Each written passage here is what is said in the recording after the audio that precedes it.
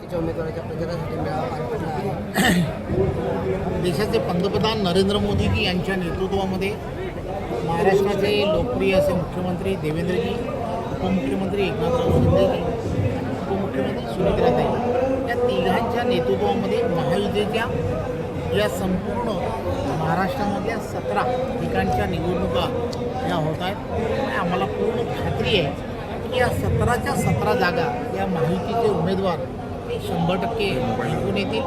माझा सर्व ठिकाणी प्रवास सुरू आहे।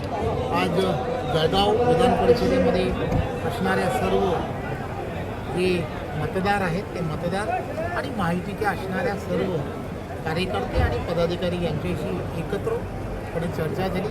18 तारखेला होणारी निवडणूक आणि निवडणुकीच्या पार्श्वभूमीवरती जी तयारी करायला हवी ती तयारी करण्याच्या दृष्टिकोनातून बैठका झालेल्या आहेत।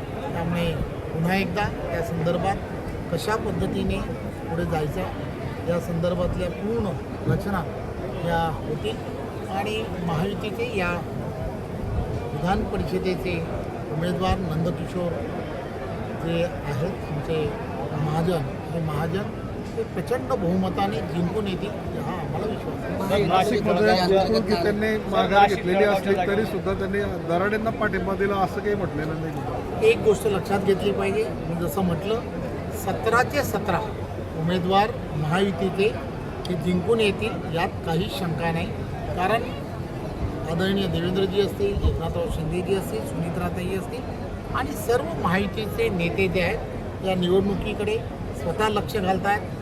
सर्व कार्यकर्ते पदाधिकारी या सगळ्यांशी चर्चा करत आहेत आणि महायुतीच्या माध्यमातून त्या पक्षातील असणारे जे व्हीप आहेत हे काढायला सांगितले गेलेले आहे। त्यामुळे सर्व ठिकाणी व्हीप काढण्याचं काम सुद्धा होणार। आघाडीचे नाशिक असेल, जळगाव असेल या जागी मोठे वाद पाहायला मिळाले सर। धन्यवाद।